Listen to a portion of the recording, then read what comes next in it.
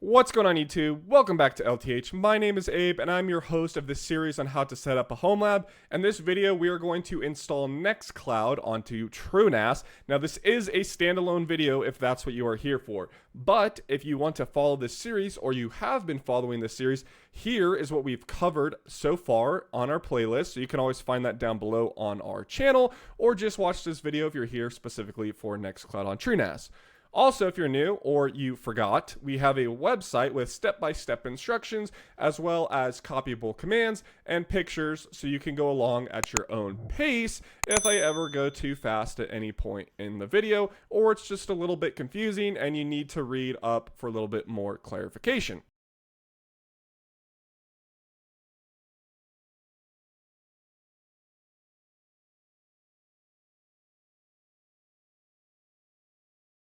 If you have not done so, please log into TrueNas. If you have not installed TrueNas, please go watch our previous video.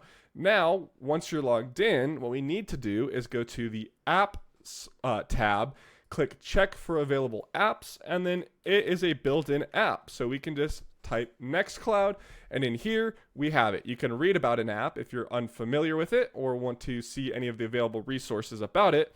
But if you're unaware what NextCloud is, it is an application that allows you to back up documents and pictures and do some collaboration or create individual accounts for other users to upload their images to this cloud environment that's locally hosted at your home.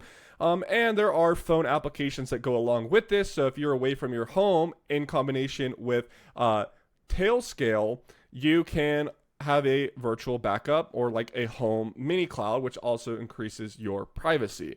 So go ahead and click install on the application, and then there's just a couple things we need to fill out. So first we need to create a user for NextCloud as well as that user's password. So fill those two out. And then down here, this is a super important one.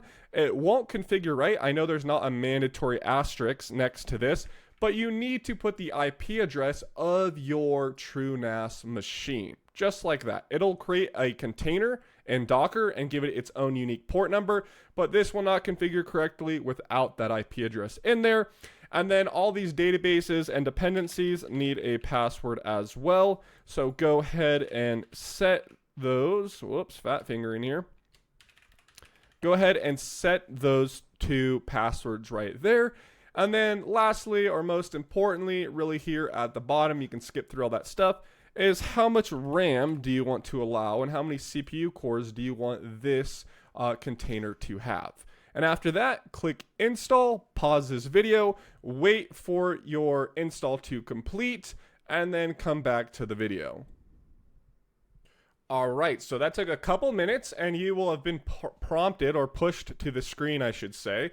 And you can see your apps are running. Now, if you want to update your apps, there will be like a yellow bar here that says update, and that is how you're going to update this application. If you ever want to delete the application, you click the check mark. This bulk actions come up here and you can stop or delete all the selected things, as well as some information over here, which we're really not going to cover or would be most of any use to most of you. And then we have the web UI link, which is right here. So we're going to click that and click log in with admin and the password we created just a second ago, and give this a second to load up for the first time. And here we are. So this is also advertised as a collaborative platform. You can NextCloud on all your devices and so on. But if you want to download NextCloud, just go to your Play Store, App Store, and download it. And then in here, we just have recommended files. These are just pre-uploaded files to give you meeting notes and examples, right? But kind of how you get around here is the top left. The first one is the dashboard like so, which you can customize and add like the status and the weather and recommended files and all that good stuff. And they'll just be here and set your location if you care. But we have files up top, and this is kind of the bread and butter of NextCloud and where you'll probably find most of your time, as well as there's just like a photo collage page here that you can go through like you would in Google Images, right? Which is kind of cool.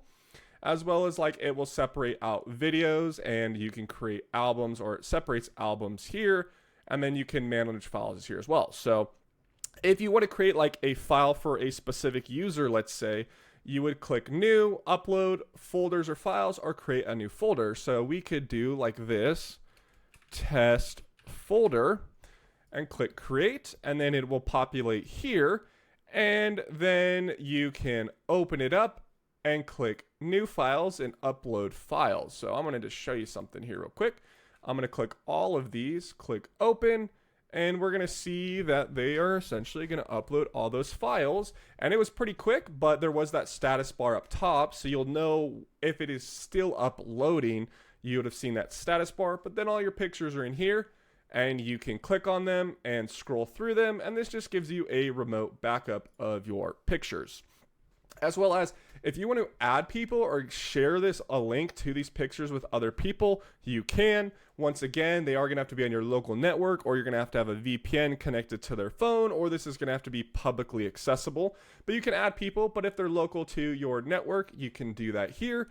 As well as if we go to the top right, we see that we have like personal settings, administrative settings, and accounts. So you can actually create new accounts and have users on here, and then, send them an email and give people unique accounts.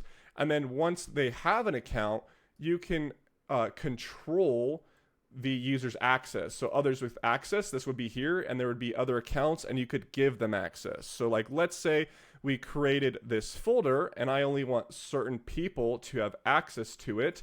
I can go in here and control that. So it gives you some privacy, as well as you can add to your favorites, open details, rename, move, copy, whatever. Or just download the whole thing to your computer. Can be done by those 3 dots. So that's super useful, and I would just highly recommend this, especially if you go on vacations, connecting with Tailscale on your phone, which is covered in our episode 8, NextCloud install with Proxmox, which I just covered, but for number 9, Tailscale install. So if you create a Tailscale machine following this episode, then you'll be able to go on your phone and remotely connect to this device, log in with the IP address on your phone, and then you will be able to upload pictures to your NextCloud, but your NextCloud is on your TrueNas device, versus in that episode, I explained how to do that on Proxmox.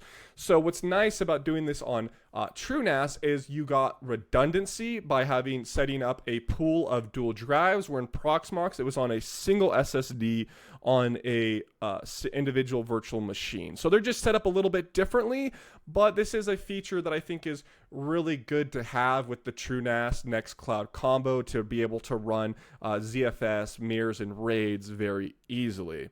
And some of you might not be running Proxmox at home or care to. You're here solely just for a NextCloud backup and a cloud environment at home using TrueNas. So anyways, that's it for this video. I hope that makes sense. My name is Abe. This is LTH signing off.